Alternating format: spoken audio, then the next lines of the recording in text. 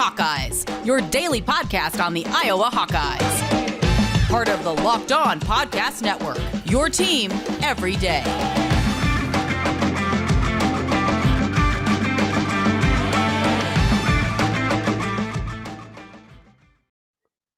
Welcome back, Hawkeye Nation, to a Monday morning episode of the Locked On Hawkeyes podcast, your daily podcast covering your Iowa Hawkeyes on the Locked On Podcast Network. As always, I am your host, Andrew Wade, and we have another great episode coming at you today. We have to talk about Iowa's win over Penn State. And is this defense actually getting a lot better?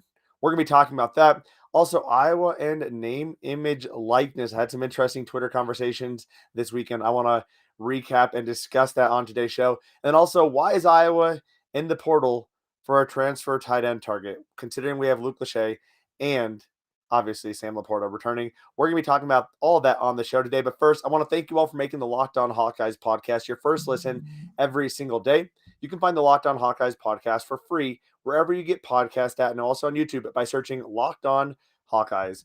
And today's episode is brought to you by Sonos. Experience the game like never before with the Sonos Arc, the premium smart soundbar for TV, movies, music, gaming, and more. Visit Sonos.com to learn more. So let's get into it. Iowa took on Penn State this weekend after a very, very nice start in that game. Cooled off quite a bit. Penn State taking care of business on the glass. Iowa was having some of the same issues they've had throughout the season. They've just not been aggressive enough on the boards. They are allowing too many second chance and third chance opportunities for other teams, and Penn State took advantage of that to keep the game close in that first half. Being within 5 points at halftime, they were beating Iowa on the boards 22-10. However, if you watch this game on Saturday, a sold-out Carver-Hawkeye arena, Iowa came back, took care of business in the second half. Didn't really come back, but took care of business in the second half to end up beating Penn State 68-51, and they absolutely dominated Penn State on the boards in the second half, defensively playing much better basketball as well. In that whole game, after being out-rebounded 22-10, right, after being out-rebounded 22-10, Iowa ended up out-rebounding Penn State 37-34. So a very much better second half, and Penn State's head coach even said as much. Iowa came out with a lot more toughness in that second half. They came out very strong defensively. He felt like his team was the stronger, more tough team in that first half, but Iowa was not willing to back down. And I think if we had to kind of a couple takeaways from this game, we're going to get to the full-on takeaways. Iowa is not a team that's going to be backing down from anyone. Now, we kind of saw this play out a couple of years ago with Luka Garza and Joe Wieskamp right during that COVID year. I felt like Iowa was starting to figure a few things out, especially after going into the double overtime or into overtime with Tennessee in the NCAA tournament the year before. That team the year after, maybe not the best team, but a team that was not willing to back down from anyone, who was in and competitive with every single team they played against. And that's the kind of thing you need going into March Madness. You also obviously need a lot of other things, but being tough and being willing to handle and able to handle adversity is a huge component of that. Getting back into the kind of the recap of the game again, as you've listened to our show before, we do it in 3 parts, right? We do a recap, takeaways, and what is next for this Iowa basketball team. Chris and Keegan got things going. Keegan, 15 points with 8 rebounds, 2 assists, 1 turnover, 3 blocks, and 1 steal. Chris, 13 points on 3 of 5 shooting from 3, 4 boards, 2 steals, 2 assists. Again, there have been a couple games where Chris is not playing a significant amount of minutes, and I don't completely understand that. I would argue that Chris might be our 3rd best player on the team, 4th best player at the minimum. And really depends on the game, right? We've seen those games where obviously Chris had a career high in points, and he was definitely Iowa's best player, but you need to be able to get your best players on the court. And I would argue having Chris Murray in the lineup is very advantageous. If not from a starting perspective, at least get him in for 20 minutes a game. I think I do like the rotation Iowa has in the starting lineup, and I like Chris being able to come in later on and kind of run that second unit. But we've seen Chris and Keegan play really, really well together when they're on the court at the same time. For the game, Iowa, despite a few guys getting involved behind the perimeter, not the greatest three-point shooting day, 31% from behind the arc. Patrick McCaffrey went 3 of 6 again. Chris Murray went 3 of 5. So a couple good performances there, but overall 31% from 3. And a big difference here in this game, 17 turnovers for Penn State, only 10 for Iowa. We talked about that defensive effort. When we look at the takeaways from this game, is Iowa starting to figure it out defensively? Are they starting to figure out their identity? We've seen bits and pieces of this, right? Iowa, I think, has been one of the better teams in the nation at forcing turnovers. They've been very aggressive. I love their full court press, their half court traps. I think they have done a phenomenal job with that. And in spurts, they are a very dominant team. Defense only goes as far as your rebounding allows it to go, though, because one of the pieces is stopping teams from scoring, but then not letting them have a second chance to score. Iowa is one of the best teams in the nation in terms of the defensive length of possession. They make teams wait out the entire shot clock, but unfortunately, if you can't get the rebound, you're going to struggle there. So if Iowa can really get that piece figured out, this could be a very, very good defensive team. Now, to be fair, they played Indiana and Penn State, not known for being offensive powerhouses. They get Purdue this week. That's going to be a big opportunity, especially considering the fact that Purdue has two big men who are going to be much better than what we have down low at this point. Philip Obracha playing as an undersized 5, and then Josh and Riley not ready at this point. But I bet we're going to see a bit more Josh if he's healthy in this upcoming game. We talked about defense. Iowa 2 games ago, 160th in KenPom defensive adjusted efficiency. As of today, 92nd. Only 46 points allowed, or 48 and 51 points allowed in the last 2 games. 2 of the best 10 defensive performances from a Fran McCaffrey-led basketball team. That includes a lot of non-conference teams that are not very good. Very impressive outings the last couple games. Another big takeaway, Jordan Bohannon seems to have gotten his swagger back. He made a few comments as well about how he wasn't feeling very confident after that Indiana game, and rightfully so. He did not look like he was having a bad Jordan Bohannon performance. He looked like he was having one of the worst performances he's ever had shooting the basketball. Just unable to even connect with the hoop at all for this game. 3 of 7 from 3. So Jordan Bohannon seemingly getting his stuff figured out. This is the guy that Iowa needs to go far. This is the guy that teams have been keying on, despite what you're seeing. A lot of teams putting one of their best edge or perimeter defenders on Jordan Bohannon, making sure he can't get hot and take over a game, because when he gets hot, when he gets confident, he can help get Iowa out of any rut, or he can help turn a 10-point lead into a 25-point lead very, very quickly. So what's next for Iowa? Well, Iowa went 4-2 in this stretch, and yet I'm a bit more confident than I was coming into this stretch. I thought Iowa needed to go 5-1. I really did. But Rutgers is a solid team. Rutgers is a very good team. They've had some rough goes with Geo Baker being out, but Rutgers is a solid team. Going 4-2 in that stretch, I felt like Iowa could have won both games. I know it was not that close from a score perspective against Wisconsin, but I feel like Iowa was not out-talented in either of these games. Yet they went 4-2. They are currently projected as a 7th seed in the NCAA tournament, and they've rose up to 23rd in the net ranking, up from 25. So again, net ranking is really how the tournament committee begins kind of deciphering and pulling some of these teams out for the NCAA tournament. The biggest thing here is in the next 2 weeks, can they get a Q1 win? Can they get a quadrant 1 win? Right now, 0-4 in quadrant 1 wins. They have an opportunity with Purdue.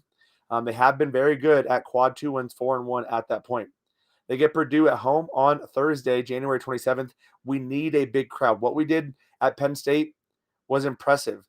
We need to do that against Purdue, a top-ranked team. After that, Iowa gets a little bit easier of a stretch again. We get Penn State, a good Ohio State team, Minnesota, who has been battling so many issues as of late, Maryland, and Nebraska. There's no reason why Iowa shouldn't win at least 4 of their next 6 games. Currently, according to KenPom, they are projected to win 4 of their next 6 games. I think if you go anything worse than 4-2, you have to be worried about this team.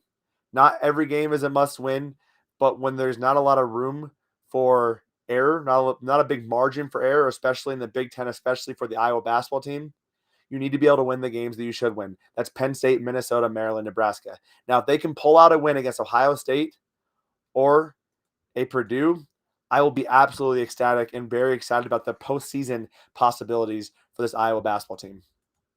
Coming up, we're going to talk a little bit about NIL and why Iowa is not actually at a disadvantage compared to what some people might actually save. So we're going to be talking about that here in a few short moments. But hey, Hawkeye fans, this is your host, Andrew Wade, with an incredible app everyone who buys gas needs to know about. Get Upside. My listeners are making up to 25 cents for every gallon of gas every time they fill up. Just download the free Get Upside app in the App Store or Google Play right now. Use the promo code SCORE, that's SCORE, and you'll get a bonus 25 cents per gallon on your first fill up. That's up to 50 cents cash back. Don't pay full price at the pump anymore. Get cash back using Get Upside. Just download the app for free and use the promo code SCORE to get up to 50 cents per gallon cash back on your first tank. Some people who are driving a lot are making up to $200 to $300 a month in cash back, and there's literally no catch. The cash back gets added right to your account. You can cash out anytime to your bank account, PayPal, or even an e-gift card for Amazon and other brands. Just download the free Get Upside app and use the promo code SCORE today to get up to 50 cents cash back per gallon on your first tank. That's code SCORE. Believe me, I've tried this. It is that easy. Just look it up. It'll tell you what gas stations to go to. It is that simple to get money back at Get Upside every time you fill up at the pump. All right, y'all, we're going to get back into it. But first, I want to say thank you again for making the Locked On Hawkeyes podcast your first listen every single day. You can find the Locked On Hawkeyes podcast for free wherever you get podcasts at. And we're going to be talking about NIL. And I can't even remember the guy's name. It was just such an interesting conversation throughout this weekend with Corey Richardson, who seemingly feels like he knows everything about anyone, and had some really interesting things to say. He started off by calling Iowa fans racist. He then went on to call an Iowa fan a bunch of derogatory terms and making fun of his appearance. But nevertheless, this guy is not exactly a guy you typically want to talk to. I tried to get him on the show. I thought it'd be a fantastic debate, a very interesting conversation. He clearly feels very strong about his opinions, even if I feel like his opinions are incredibly wrong. But since he's not going to come on the show, I figured I would give my full onslaught of opinions here. With NIL, the biggest concern about name, image, likeness was, were we going to see teams fall to the wayside? Were we going to see teams like Alabama or a Texas or really any of the major SEC schools have a significant advantage compared to a team like Iowa or Iowa State? That's a possibility with name, image, likeness.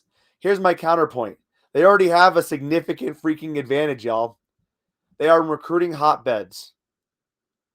They have that blue blood program status.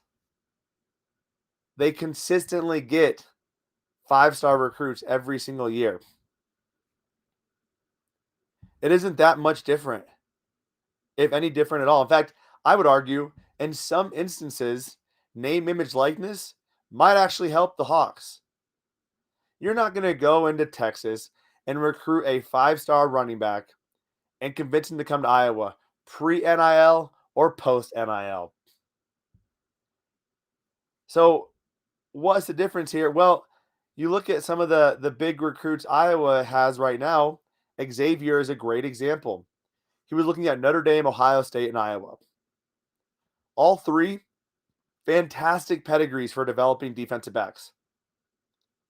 Ohio State and Notre Dame, a better pedigree for going to bigger games. They do win more. It's just a fact of the matter. They have won more in the past. Yet, Iowa had a slight advantage, in my opinion, in developing defensive backs. And the fact that Iowa was in the state of Iowa, the fact that it was not that far away from Xavier, the fact that Iowa sold the NIL deals that you can get from being a hometown hero,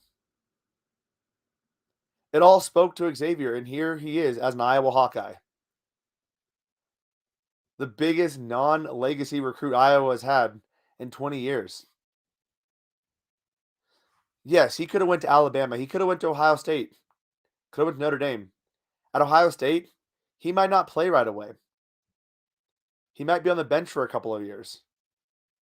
Maybe not. He could start. I mean, he's very talented, especially considering the fact that we're projecting him to potentially start for this Iowa secondary that's already very talented. There's not a lot of difference in between those secondary rooms. But the point is, there are other advantages to NIL that people are not taking into account. Yes, a media market's huge. USC, UCLA, fantastic media markets. But you still got to coach the kids. You still have other factors that these kids are taking into account. Not every kid is solely thinking, I want to go make money. And if they are, good on them. They can. They can go make money if they want. They don't need to necessarily, though, but they can. They have that as an option. But assuming every 17 to 22-year-old is only thinking about what is the best way I can make money is absurd. And I would argue Iowa has never recruited those guys who are only in it for the money. They want to recruit guys who want to grow, develop as a player and a person, and hopefully make it to the NFL and leave with a degree. And Iowa's going to work them hard. They're going to work their butts off to get them to that point. So to me, this is not a disadvantage for Iowa. In fact, it fits very nicely into what Iowa likes to do. They know the type of player they want to recruit. They understand that name, image, likeness is a big deal, but they also understand the players they are targeting, name, image, likeness is not everything. So yes, you might see a few teams rise up because of name, image, likeness, because they're able to secure and land bigger recruits. But you still have to worry about coaching, development, and the other thing we haven't talked about is scholarship limits in the amount of players who can get on the field at any given time. Alabama could have 95-star recruits. Only 22 of them are going to start. Maybe another 20 get decent playing time. You're still left with 55-star recruits who are not starting or getting any sort of significant playing time. Now, a team like Alabama does a good job of handling all that. You see them constantly get guys in, and they play 1 year, they do well, and they make it to the NFL. That is not the norm. That is the exception. That is an anomaly in today's college football environment where people transfer very, very quickly if they do not get playing time, or where they at least have the option to do so. So yes, some teams will have advantages, but it is not astronomical to the point that Iowa will be rendered irrelevant. It is not astronomical to the point that Iowa State, Nebraska, Wisconsin, Minnesota are going to be rendered irrelevant. What they bring from a school perspective, what they bring from a development perspective, these are also selling points for these programs. So next time you get into a name, image, likeness, Twitter beef with anyone, feel free to throw some of that stuff at them. Scholarship limits, starter limits, the already advantageous path that we are seeing. There's a reason why we typically only see a Clemson, Ohio State, an Alabama, a Georgia, or a Oklahoma in the college football playoff. They clearly are head and toes better than almost every team in college football. So what are we really changing here, y'all? Not a lot. Feel free to throw that stuff in their face. Next time they try to talk to you about name, image, likeness. Coming up, we're going to talk about an Iowa tight end transfer target that I think people are wondering, why are we going for him and why would he be interested in the Hawks? We're going to be talking about all that here in a few short moments. But first, BetOnline would like to wish you a happy new betting year as we continue our march to the playoffs and beyond. BetOnline remains the number one spot for all the best sports wagering action for 2022. With a new year comes a new updated desktop and mobile website. So sign up today and you'll receive a 50% welcome bonus on your first deposit. All you need to do is use the promo code LOCKEDON. That's LOCKEDON. From football, basketball, hockey, boxing, and UFC, right to your favorite Vegas casino games. Don't wait to take advantage of all the amazing offers available for the 2022 year. BetOnline is the fastest and the easiest way to bet on all your favorite sports. BetOnline.ag, where the game starts. And with the new year means New Year's resolutions. And if one of your New Year's resolutions is about getting fit or eating healthier, make sure you include Built Bar in your plan. Built Bar is the protein bar that tastes just like a candy bar, maybe even better than a candy bar. Built Bar makes it easy to stick to your resolution because it tastes so freaking good. You're going to want to eat it. Unlike those other protein bars that can be chalky, waxy, or taste like a chemical spill in your mouth. You want to be healthy, but it can get so boring. By week 3, you're thinking, gosh, can I keep this up? Well, Built Bar, you can. Now, I told you about all these hyperbole type of things, all these superlatives about this amazing protein bar. Let me give you the facts. Built Bars are covered in 100% chocolate. They contain typically 130 calories, only 4 grams of sugar, only 4 net carbs, and 17 grams of protein. Compared to a candy bar of 240 calories, 30 grams of sugar, and a dozen of net carbs, why wouldn't you grab yourself a Built Bar? So go to built.com, that's BUILT.com, and use the promo code LOCKED15 and you'll get 15% off your next order. Use the promo code LOCKED15 for 15% off at built.com. All right, y'all. We've talked a lot about the Iowa basketball team. We've talked about name, image, likeness, and why it doesn't hurt Iowa football as much as some ignorant people think. Now I want to talk about the Iowa transfer portal talk. At this point, Iowa has officially extended an offer to Lafayette grad transfer Steven Stillianos. You might be wondering, why in the heck are we doing that? Well, first and foremost, Iowa wants to make sure they are getting better at all times. They want to build a program that has depth and can win at any given point. All right. Now, you might look at the tight end position and think, we are good here. We don't need to worry about having a tight end. Well, to a degree, maybe. When you have Sam Laporta, who has decided to come back, he is a guy who could be a first or second round draft pick with a big year next year. Luke Lachey has all the makings of a potential next fantastic NFL tight end coming out of Iowa. Elijah Yelverton had so many offers coming out of high school, has struggled with injuries a little bit, and Iowa bringing in two other tight ends in this incoming class with Cale Vanderbush and Addison Ostrenga. You might think, why do we need a tight end? Well, there's a couple things. Again, first and foremost, Iowa just wants to be better. That's why they're recruiting Steven Stillianos from Lafayette. They want to make sure they have the ability to do anything they want. What if a Sam Laporta gets injured? What if a Luke Lachey gets injured? That could hurt the way this team functions from an offensive perspective. They love to run two tight end sets. But what you're not thinking about is the fact that Iowa also loves to run three tight end sets. They like the ability to be able to play all three tight ends, especially when you have tight ends who are flexible to do a couple different things like a Sam Laporta, like a Luke Lachey, or like a Steven Stillianos, who is not only an above average blocker, but a fantastic pass catcher as well. At 250 pounds, 6'5", Steven moves pretty well for a guy his size. And at Lafayette, they did a good job of splitting him out wide, so we could see some of that as well. If Iowa were to play three tight ends, it brings in the defense. They are likely going to be playing a multiple linebacker look, getting out of kind of their nickel look that they'll typically be in if Iowa is playing three wide receivers. And it actually puts Iowa at an advantage.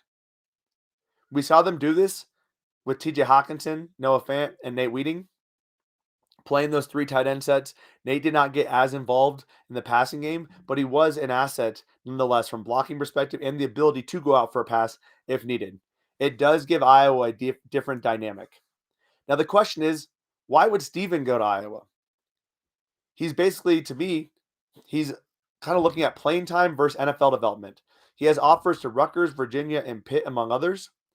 And you have to think, if you go to Rutgers, you go to Virginia, you go to Pitt, there's a very good chance you play a lot more than you would at Iowa. However, those teams do not have the same development track record as Iowa does with the tight end position. A lot of people want to hate on Brian Ferentz, but you look at what Brian Ferentz has done. He helped develop Aaron Hernandez and Rob Gronkowski. It's pretty impressive. Rob Gronkowski has played in the NFL for a long time and has done a phenomenal job. Aaron Hernandez, outside of his off the field significant issues, was a fantastic tight end on the field. It gives Iowa an insurance policy. I think if you're Steven Stillianos, the question is, do I want to go get playing time and put more tape on against D1 opponents? Or do I want to go to Iowa where maybe I get some playing time, but also I have that development and that track record of being an Iowa tight end? And maybe he does beat out Luke Lachey. Maybe he does. There's always that possibility. But I think if you're Iowa and you're an Iowa fan and you're thinking, why are we recruiting a tight end? I would say, why the heck not? Why not bring in more talented players? Just like we did with Xavier last year, coming from UNI. We had a very talented secondary. Now, Iowa wasn't completely sure if they were going to get Matt Hankins back, but nevertheless, they did, and Xavier still came. They wanted that depth in case they needed to utilize that depth. Iowa struggles when they have a lot of injuries because they don't have as ready of depth players. So why not go out and get a grad transfer tight end, especially when it's such an integral part of your offense? That does do it for our show today. We will be back tomorrow. It might be a little bit of a delayed episode, so dropping a little bit later in the morning. I do apologize for that. I do have my parents in town, or at least my mother is in town right now, so I'm trying to spend some time with her, so probably not going to get that episode out till later tomorrow, so be on the lookout for that. But again, thank you all for tuning in to today's episode of the Locked On Hawkeyes podcast. If you want to listen to some more Locked On content or want to know how to bet on any games today, I highly recommend you check out the Locked On Bets podcast hosted by your boy Q and handicapping expert Lee Sterling of Paramount Sports. They do a great job of breaking down 3 to 4 games every single day and telling you where to bet at BetOnline.ag. That will do it for our show today, though. Have a fantastic Monday. I hope you had a great weekend, Hawkeye Nation. And as always, let's go Hawks.